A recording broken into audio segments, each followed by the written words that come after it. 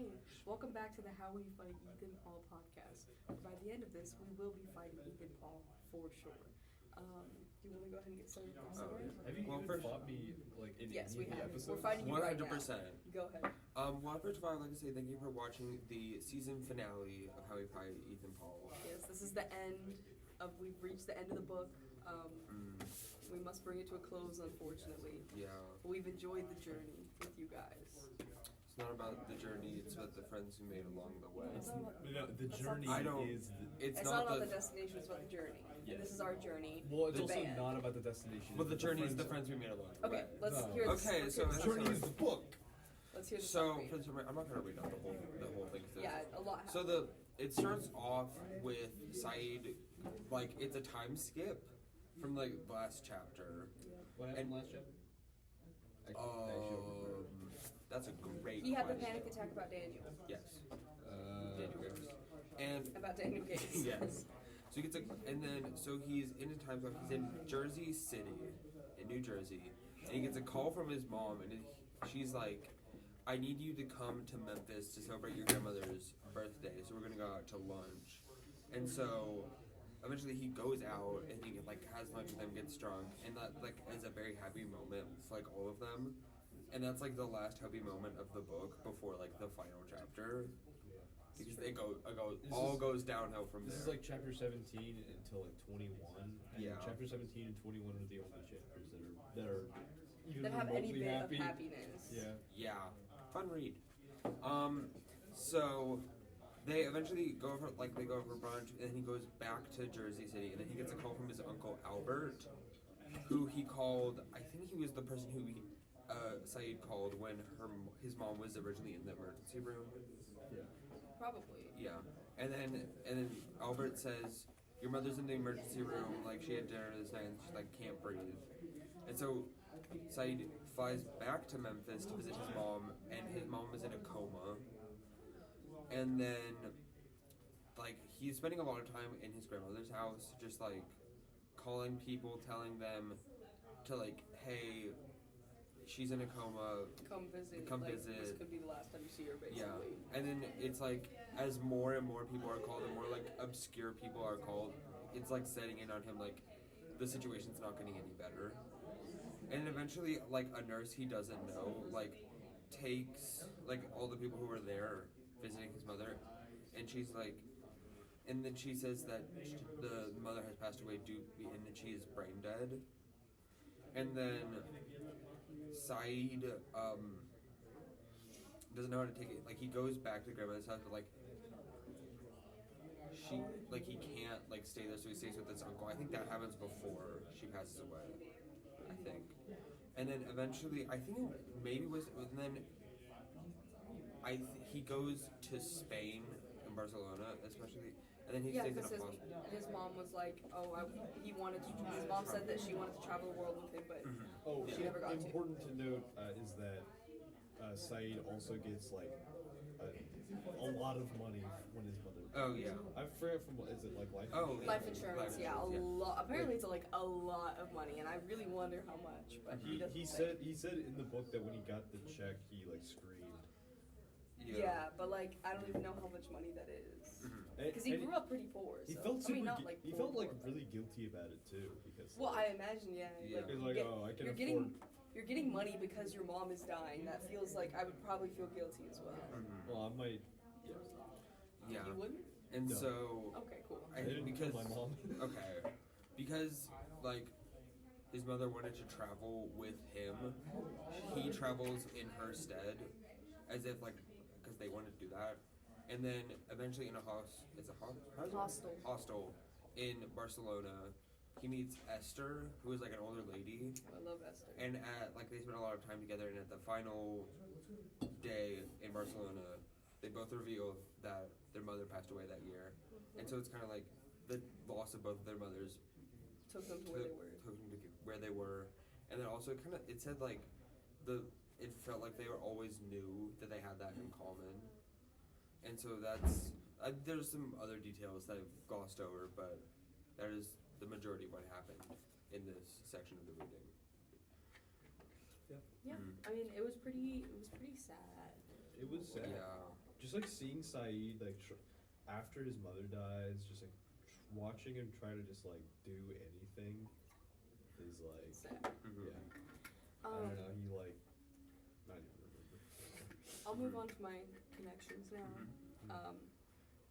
I'll just like say the general idea of them. So like the first one I just talked about. This was page 149. I don't remember what chapter that is, but it should be chapter 17. When Saeed gets that call from his mom and then he starts kind of freaking out, I just connected that to my personal life because like I do that a lot. Like if my parents will say like, oh, we need to talk to you or something like that, I always go to like the worst possible thing and I always like freak out. Or like I worry a lot about, especially my mom, just in general, like if she's okay, if you know her health is okay and all that. So that I kind of related to that personally. And then to like connect to my community, I chose like school as a community. And for this, I talked about how the quote is, I was proud of my exhaustion, as if the darkness circling my eyes was proof of my adulthood, proof that I could hold my own, no longer just a son or grandson, but an eye. It's pretty sad. Yeah, but I chose this one because a lot of times, like especially in high school, it's like a competition to see who can like be the most exhausted. Be the most depraved. Yeah, who can be the most depressed, who can be the most whatever. And I mean, it's not like a stated competition, but it's definitely. no, there is a competition. It's people who are like, What? oh yeah, well I actually got. Yeah, I got this like many. 1 hour of sleep, and it's like, well, actually, I didn't sleep. So Wait, that's like that's a real thing. That people are like proud that they got 1 hour sleep. well, I it's think not it's- even proud. It's like you want to one up other people. Yeah, you want to be better than other people by showing by presenting like, oh I'm. It's like, well, you have nothing to complain about because I actually got no sleep. Yeah. So Oh, that sucks. yeah. So that's kind of how I connected to the community. And I also talked about how like. I think this was, I really want to say this was Japan. It could be Japan or, like, Vietnam. But, like, I think it was Japan. Talk about how, like, it's actually, like, a good thing if someone falls asleep at work because it means they were working so hard that they were, like, that they fell asleep from exhaustion. Now, obviously not, like, they sleep all day, but, like, you know what I mean. Like, that idea of, like, it's good if you completely drain yourself of energy from working because that means you were working really hard. Well, So that was, like, you know, that wasn't my connection to the world, but. it also means like drain yourself of energy. But. Yeah. Well, no, I know, but I'm just saying they consider it like Oh, a I good see. thing. I see.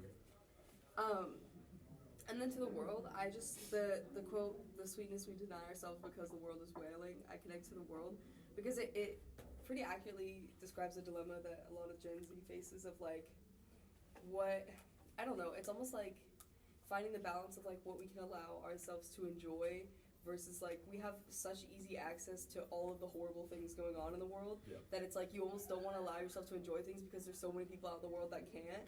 So it's like, what is the balance of like speaking out about bad things going on in the world and like standing up for what's right, but also still enjoying the things that you are able to, the privileges that you have without feeling guilty about it.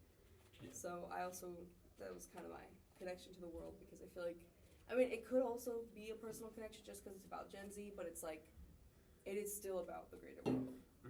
Yeah. But those were kind of my connections. Yeah. What role did you have, Pretty- you think? Pretty cool. I had Legend. LeBron I'm James. Legend. This is about just like leaving a legacy. So I basically got 5 quotes here, 5 sort of like legacies, so to speak, that Saeed wanted to leave. So we got. Do you want to go over each of them individually, or do you want to go over like the overall legacy? I'm just gonna go over the ones I think are actually Okay. important. Okay. Bless you. Bless you. So we got the final line of the book. Our mothers are why we are here. Most comedic sneeze I've ever heard. Which is kind of like, it kind of underpins the entire like. Saeed's mother being so pervasive throughout his upbringing and like really shaping who he is, and then the book ends off with "Our mothers are why we are here," and which is actually it's also kind of a double entendre because Saeed and Esther are also like in Spain because Yeah, it's like they're Because their specifically in mothers Spain because their mothers died, but also also they together exist because because- their mothers birthed them. right, and this is like yeah. So that's pretty important in the narrative.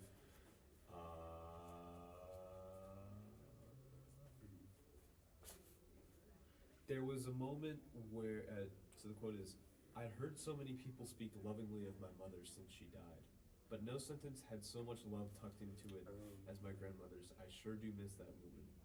For the first time in years, I wished I could hug, really hug, my grandmother.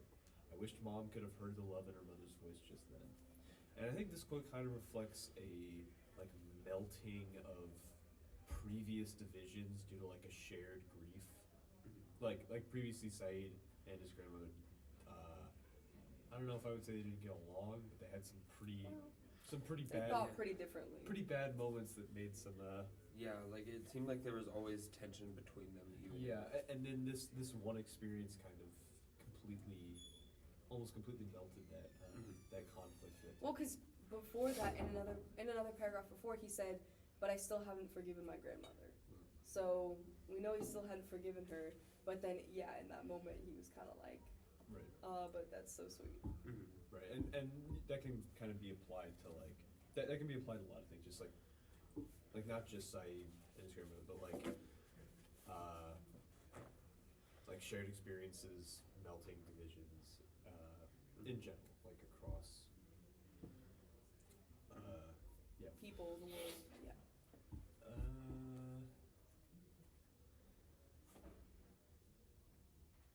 There was he has a quote that says, "And in me what had already been difficult, distinguishing between memory and present moment, between thought and action, became practically impossible. I could have been anywhere. I could have been anything." And that was from after he learned that his mom died, and he was in a car. And I think what he's doing here is he's trying to show the impact that dealing with a dying relative had on his psyche, just like how much it affected his mental state, and of course that can be broadly applied to anyone that has a dying relative that has a relative that died that was close to them. So I think it's a pretty important legacy to the narrative, especially this last few chapters. That made me think of another example of like how his like psyche was damaged, where he said like he would walk the dog that his like that Oh, was yeah. someone had, and then what he did he just walked on his own, and then she just like collapsed on the floor or like outside, and then also like he said like he cried so much that his like he started hurting Yeah, like he physically. was talking about like like he had a friend that was like, when Mhm. my dad died, I Popped the blood cried so vessels. hard I popped a blood vessel, and Saeed was like, how is that even possible? And then he's like, oh, like when my mom died and I started crying, it was like tears were ripping through my eyes. Is I think what he said. Yeah. Pretty Pretty potent, violent. pretty Yeah. potent imagery. So.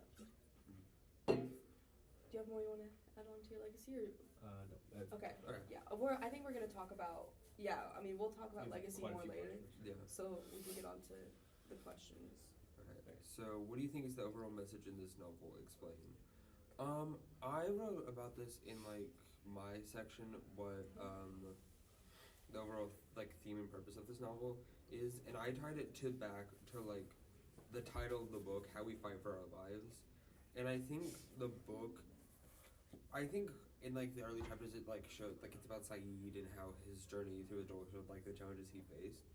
But then I feel like in the final section of the reading, it really shows that a lot of this comes from the fact that his mom had to fight so hard as a single black mother, especially in the South, where she was basically working paycheck to paycheck, living paycheck to paycheck, and she had to pay for medication and all of these things to like keep them alive, and it shows like how hard it is to be a single parent, especially a single mother and a single black mother in America.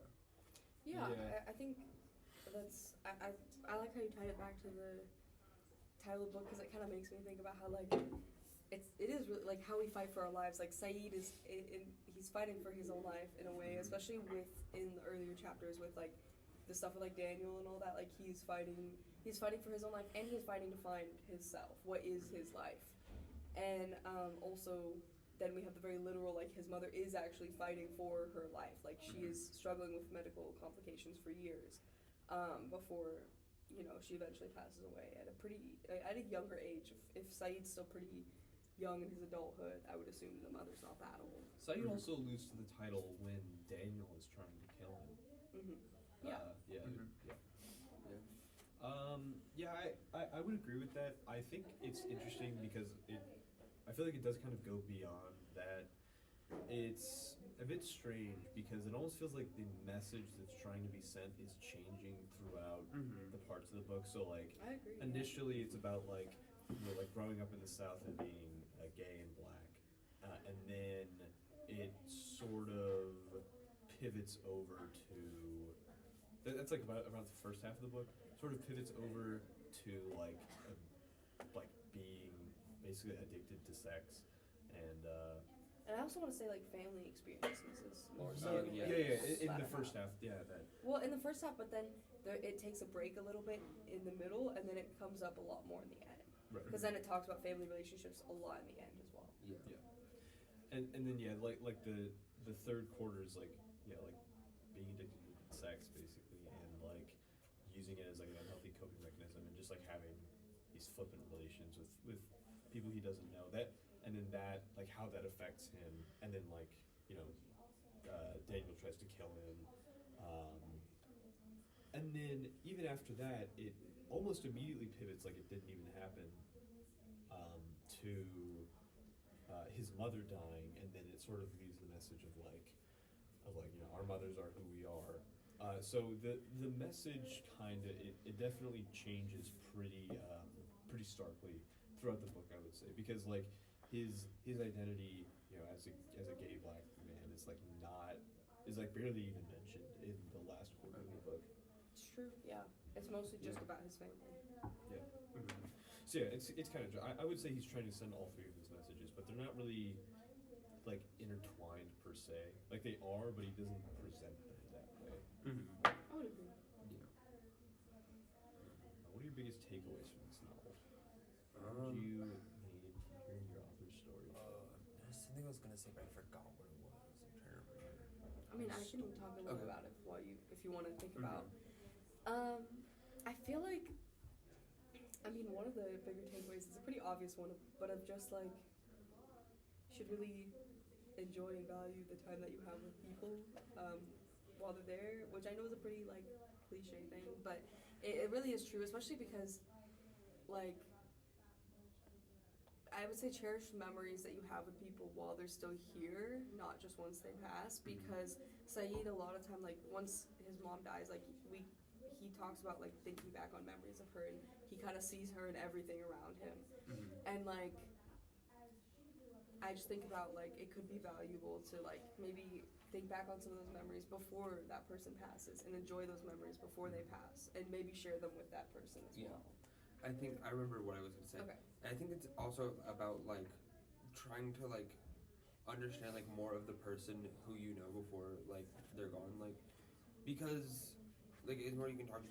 There's like so many stories you can hear from like your parents that you like have no idea about. Like I remember, like I'm still hearing news stories from my dad and mom at the age of like 17, where it's like I've heard so many, but then I think because as soon as they're gone, it can like there's so many questions you can have unanswered. Like I know in the first the first section of the reading we talked about the photo, the Polaroid of the guy. It never showed up. And Never showed it up. never we never That was never wrong. talked We about were it again. wrong about that. Yeah. Chekhov's gun. Chekhov. Well, Yeah, Chekhov like put and his gun up. Yeah. Gun safety. And then I think that was kind of like a, oh, who is this person? Who is this man? How are they going to be significant? Because I think they were set up to be significant, and the fact that we were never given anything kind of shows like. He's literally the subject of the like first paragraph. Yeah, it's like because like that's also like, oh, But I feel never. like he already got his use in that as a like, Like an omen. yeah, almost like as I don't know, as a symbol. Yeah, and I think it symbolizes like how you should get to like try to your best to get to know the people who are closest to you, and then also in a way of I think it's also a symbol of like how there was a lot of things that Saeed and his mother didn't talk about, even though they were like they wanted to or something, because this can be symbolism for how they want to be close together. There's so much stuff they don't talk about together because like especially like when he said, I came out to her, but I didn't come out like as myself, and so I feel like that's also kind of like a bit of like get to know your people, be honest with who you are close with. Otherwise, You may not have that opportunity. because he lost that time with his mind. There's so many things that he doesn't know now. I think it's kind of interesting because, like, the things you're saying, I think are ringing pretty true. But like, while I was actually reading it, I really did not resonate with anything. What it kind of felt like was I was just observing this guy's life, unrelated from my life, and I was like, when he did something bad, I would just be like, well, that was bad, and then when something bad happened to him, be like, well, that was bad. I don't know. I found it pretty hard to like really. You found it hard to really relate. Yeah, I found it hard to really relate. Found it hard to really like apply anything from the story to my own life.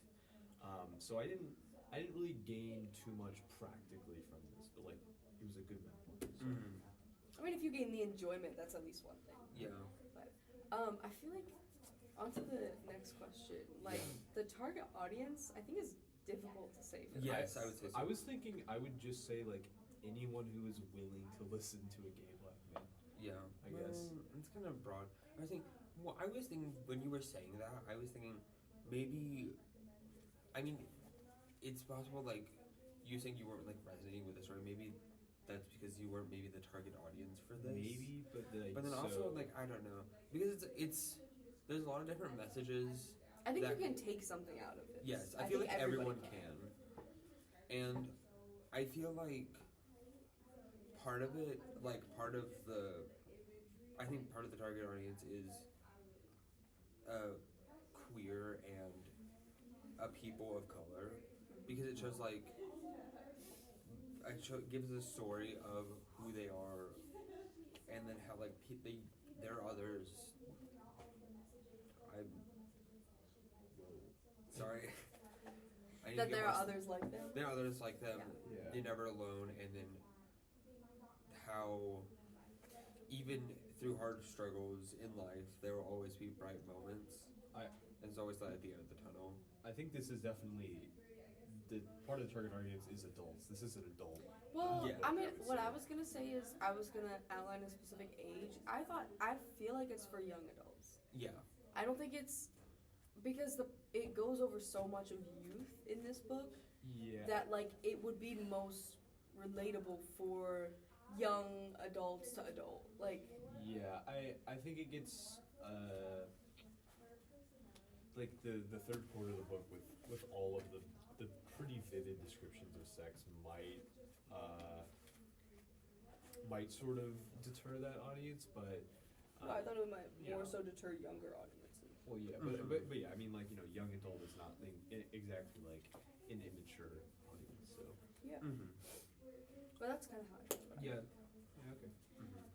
I would definitely personally recommend this novel to others. I would tell them what it's about. I would give like I don't want to say disclaimers because it's not necessarily negative, but I would just say what it's about before I would recommend it. But I would Yeah. definitely because I found a lot of enjoyment in this book and reading it, and I took a lot from it, whether it be just entertainment wise or actual like message.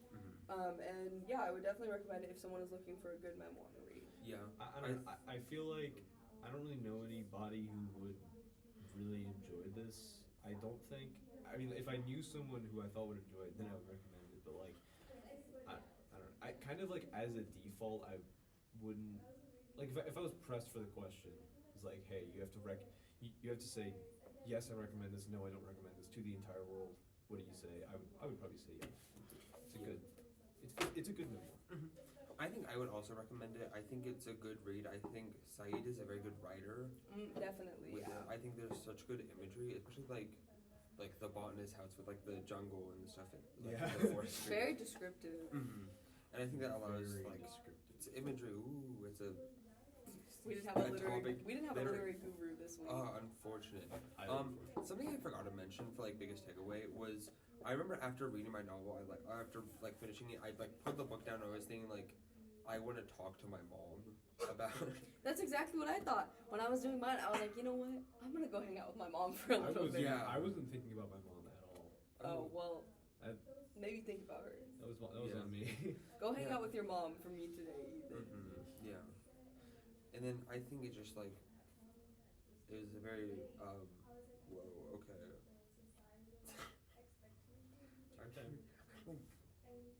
Well, it's a very emotional book. Yeah, it's very emotional, and I'm like, I know like my mother's like right now, her parents are like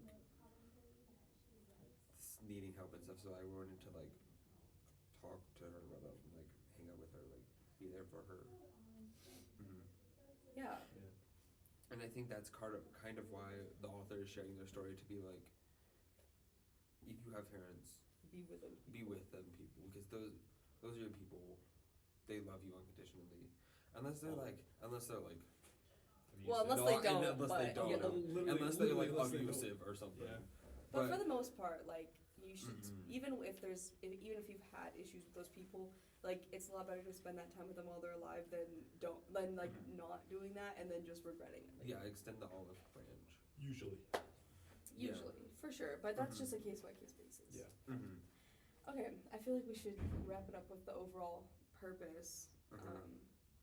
But yeah, based off of the whole novel, why do we think the author is sharing their story? I think that it's to. I think part of the reason is to like break down taboo of like other things that can't be said in novels because he's For very sure. descriptive about a lot of parts that are normal to people's lives, but people don't like to talk about them. Yeah, And a so lot of it's like, sex, a lot of like mental sort of breakdowns. which can be very nice for people to relate to people and be like, I am not Weird. abnormal Yeah. for doing this. This is a normal part of growing up. Yeah. Or And I thinking this, or feeling this, or yeah. whatever. Yeah.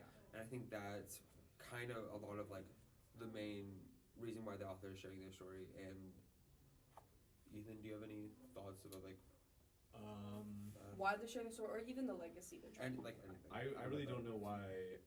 I mean, like besides the answer you gave, right, Mhm. where it's like breaking down like sort of social taboo. I don't really have an answer as to why I think the author is sharing his story. Like I would say, I mean, part of it can also just be the entertainment value Mhm. of it. Like, it's a very interesting story for yeah, sure. it's a story that like if it wasn't a memoir, I'd be like, oh, this is fiction, right? There's a lot that happens. Yeah, there's a lot of crazy things that happen. I think I don't know if this is just me, but when I was reading it, it was sometimes there was a lot to think about. Like these are not characters. This is Yeah, real. this is a this real. Is the real I know. I had person's to think about that experience. too. Yeah, I was like, this it's is a so real weird. guy's life. This is not just like Mhm. a fiction book. Like I'm This is reading not about someone's Geronimo life. Stilton. No, this is not Yeah, Geronimo. it's pretty jarring. Yeah, I guess that would be one reason why he shared it is just to like share this story and be like, by the way, this is real. This actually did happen. This is not like some. Yeah, I didn't make this up. And I think maybe one part of also why he shared this story is to like maybe to like get it off his chest in his way. Yeah. Like there's a lot of ideas like and like mapping that out can be really good. To, like, get out. How many people did he actually like tell about this? Like how many people did he tell like, oh yeah, I went to a party and he tried to kill me? Like how many people? Well, I don't know. Well, At that point in the story, he told no one. We don't know at this point How many but people did he tell that never Other stuff. the other Um, things Yeah. that Tarzan? I think he could definitely go for a therapist. I Sure. really hope he. I feel like therapist. he seems like the kind of person to actually seek Yes. therapy. I don't know. He also seems like the kind of person who can afford it now. Well, yeah, after his mom died. But yeah, like, it's so bad. But yeah, I feel like I kind of struggle with figuring out like the legacy that the author is Mhm. leaving behind, because it's just like there's so many different things in here. Mhm. But I mean, I feel like maybe it can be summed up in just like, I don't know As why a- you're here. I mean, yeah, a our mothers are why we're here. They're some of the most important people in our lives. No matter who a mother is to you. And I talked about this a little bit in my role. But like a mother can be anyone who fills that role for you. It doesn't even have to be like biological mother, but like they are why we are where we are. Like they help us to get where we are. Yeah, I mean, it's psychologically and statistically, there is like evidence to suggest that children tend to bond much more to their mothers than their fathers. In terms of like relational sort of interactions. So there's that. Any kind of final thoughts about legacy? Well, I mean, just like growing up in the South and while being gay and black is like not a very like commonly like expressed experience. So Yeah. I guess they would just be trying. You would just be trying to leave that legacy of just like Talking about it. here's what happened to me. We should be able to talk about this kind of stuff, Yeah. and it shouldn't be like a taboo. Is there any more from the legacy you would like to share? No, I'm all good. I feel like that was kind of my main thing. I feel like it's kind of two main things about talking about, like, discussing taboos, and then also our mothers are why we're here. Yeah. But, all right. Thanks for watching the How We Fight Ethan Paul podcast. Final episode, unfortunately. We're done with the book. Rest in peace. So this time we're actually bringing weapons into the ring. Yes. Ethan probably won't be here anymore, so. Make sure you catch Unless our I win. Make sure you catch our documentary March 1st, talking about How we fought how we fought Ethan Paul, how this podcast came together, and the sad breakup of us. Yes. As Yeah, a podcast. it was And very all the sad. drama they had a came. very hard time beating me up.